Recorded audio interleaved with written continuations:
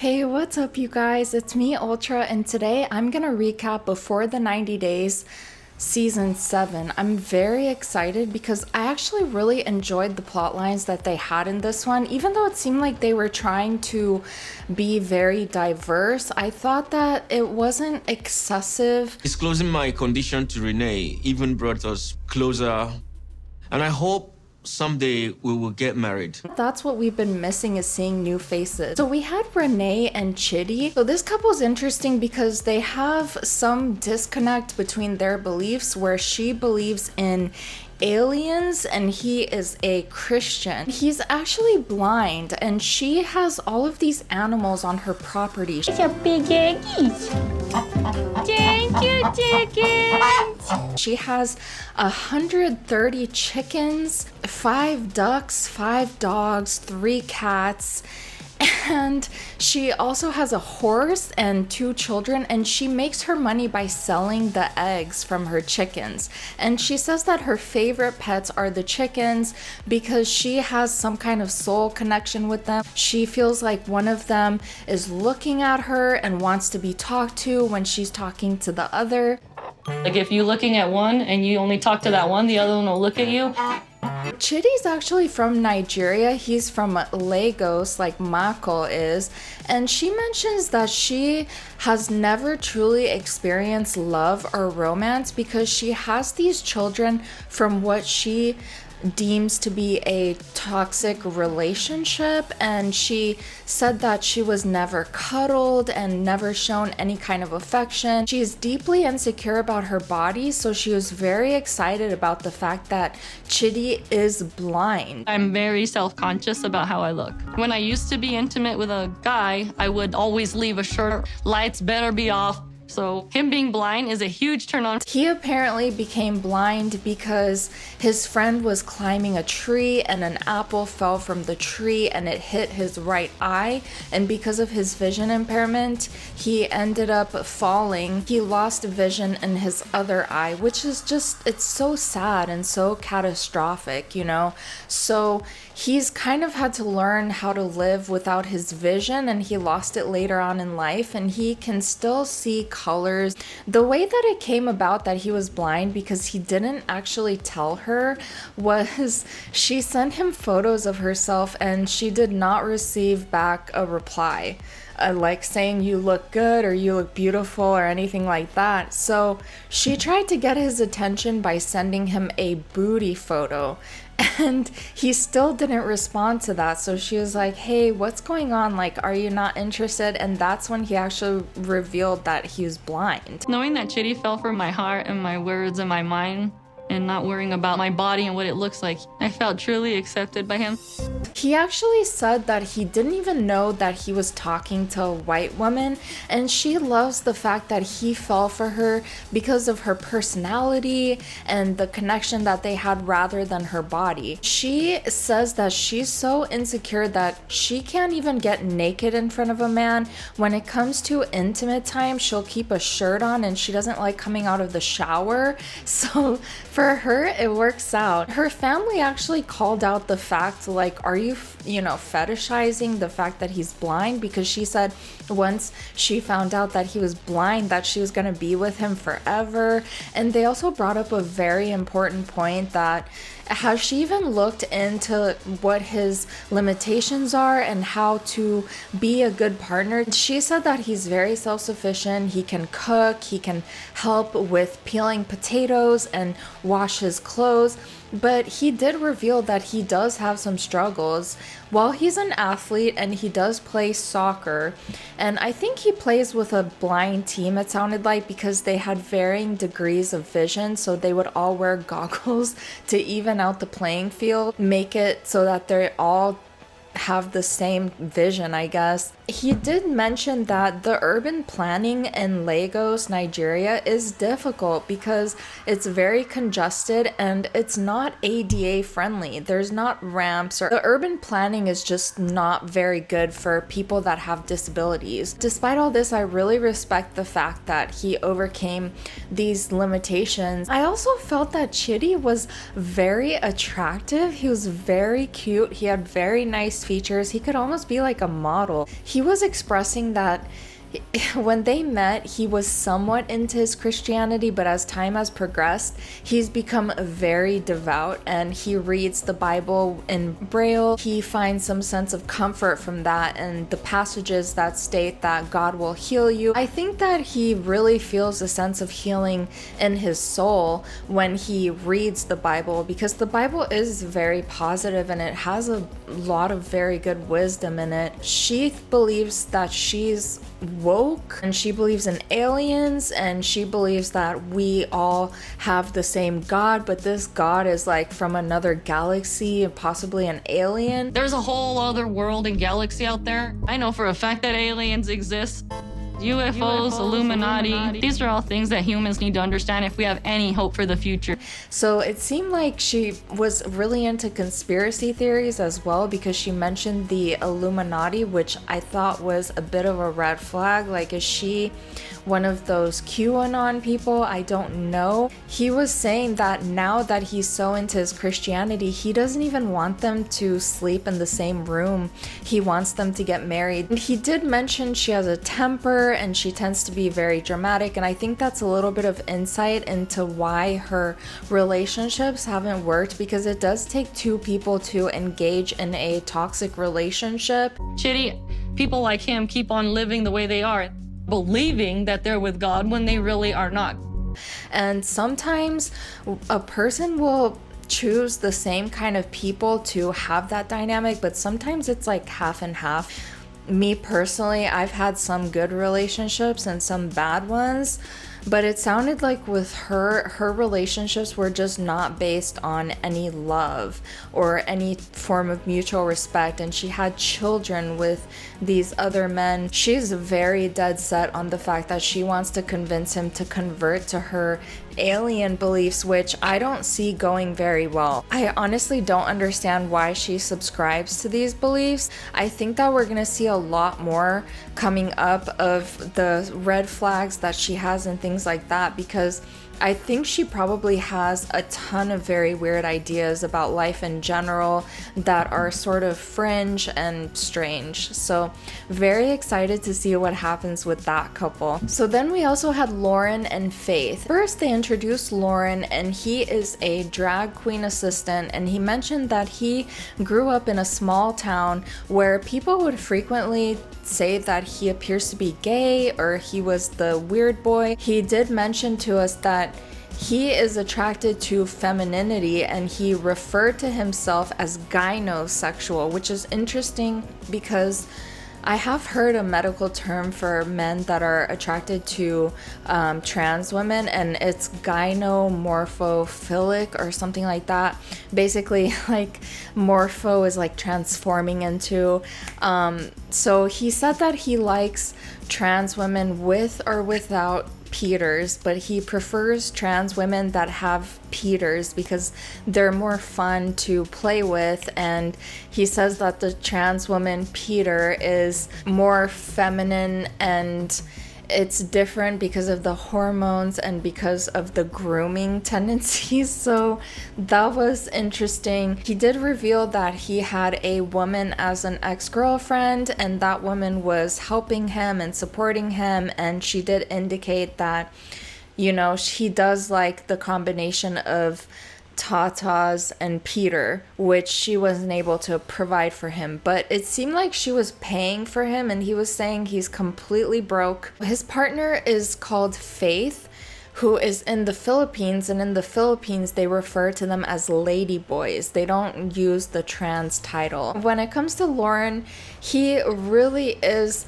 so broke, and he's expecting to move to the Philippines forever. He was even practicing like how to cook and steaming up the bathroom and getting prepared for the extreme humid heat that they have in the Philippines. I'm really gonna get into it because in the Philippines we're gonna be running around doing all kinds of crazy things. I'm gonna be ready. Apparently he's been seeing other people, and he considers them to be in an open relationship, which he did not inform Faith about. Oh. Me and Faith aren't necessarily exclusive right now. I don't think she's seeing anybody else. but I am. And this is Faith's first ever boyfriend and relationship. So I think it's very odd that he's planning to move there. He honestly, you guys, while he seems like a nice guy, he gives me deadbeat vibes. He seems like he's sort of looking for a home. I mean, this man has nothing to his name and he has to have his ex-girlfriend pay for everything. I think that he's still planning on continuing an open relationship, which is extremely deceptive. Like, I let her know that I stay over other people's houses, but I'm not sure that she understands.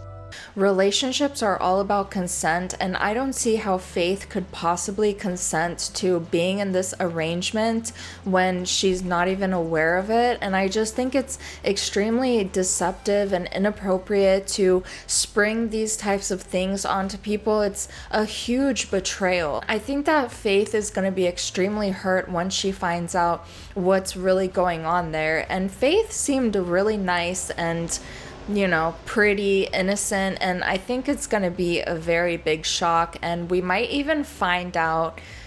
I think we're gonna be very surprised by the types of partners that he actually has, because he does seem rather fluid and eccentric. Faith is just not gonna be happy about that, and I don't think that she deserves that, especially for her first relationship. It's tough when your first relationship is basically with like a weirdo or somebody. Not saying that open relationships means that you're a weirdo, but to me, the combination of lying and having these huge secrets in the bedroom department kind of gives me like weirdo vibes. I'm already seeing this guy is not going to be good at all. Then we also had Tigerlily and Adnan. I think I'm a pretty good judge of character, and I'm good at reading people. He is reliable. He supports me. Tigerlily is this blonde woman who is 41 years old. She is gorgeous. She lives a very luxurious lifestyle. She bought a $26,000 watch while we were watching her segment, and it was supposed to be like super custom and one of the only ones. And she does admit that she is privileged and she married into wealth, and she actually got pregnant by a super wealthy man, but he ended up being very controlling. But this is how it seems like she has all of this money. So I think she was some kind of trophy wife or something, and maybe there's some kind of divorce agreement. They didn't really go super into detail as to how, but that's sort of the vibe that I got. Adnan is 22 years old, so right off the bat there's a huge age difference there. Like, yes, she looks really good for her age, but she's 41, he's 19. He's 22. That's a 19-year age difference. She was saying that she did not want to get married again, but she's planning on marrying him the first day that she goes there, because he's Muslim and he won't even kiss her or sleep in the same room as her until they're married. This seems like there might be a conversion plot in this scenario, but also it seems like she's just trying to get married so she can get some, you know, like that's kind of like the vibe that I got. Like, she can't wait, so that's why. Her loved ones were very concerned, and they were asking her like, do you know how much money he makes? Like, are you gonna protect your money? Because she makes a lot of money, apparently. She's like, no, like, why would I ask that? That's like really weird. Like, he can work. He's not the type to just not work. Honestly, I don't see how he would have as much money as her being a model in Jordan. He's from Jordan. Obviously, she's much better off than him. I think she's really just looking for like a little sugar baby or something, a little bit of fun. I do think she's probably gonna get burned financially, and these are discussions that you absolutely have to have before you get married. I need to know the man that I'm with, like how much money they make, what they do for a living. Personally, I don't do deadbeats. This is gonna be controversial, but whenever somebody says like you have to pay 50-50 like the first couple of dates, I'm like, no, because like I'm looking for somebody that's a provider, and if I ever get pregnant or something, like, are they gonna ask me to pay 50-50? Like, you know what I mean? That's probably very controversial, because I know people are saying like, I'm an independent woman, and if a woman really likes you, she'll pay. But it's like, I have to pay so much for my makeup and all this stuff. I need to know that the person that I'm with is good, and if I needed to take a couple months off of work, that would be good, you know? Not saying that I wouldn't contribute in the household, because I definitely would. Sorry about that tangent. That just really kind of stood out to me because I just don't see how she could not ask these questions. That's a huge thing. Then we also have Brian and Ingrid. She's Brazilian and he lives in Illinois, and he's 51 years old. He's in a wheelchair and he's a quadriplegic. You know, just because you're in a wheelchair doesn't mean you sit home all the time. It's You not mean you game can do over. everything. It does feel strange for me going to a place to meet somebody that I care a lot about. And this happened from a gunshot wound. And he says that where he's from and living in Chicago, gun violence is very commonplace, unfortunately. He does reveal that this was not a random incident.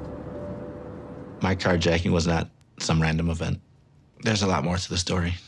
This man appears to have a ton of baggage. He has been married 4 times. He's been engaged several times. He is almost like a sex tourist in a way, because he keeps going to Brazil, and he says that they're much more understanding towards disability there as opposed to the United States. But then he is pursuing women that are substantially younger, and Ingrid is 20 years younger than him.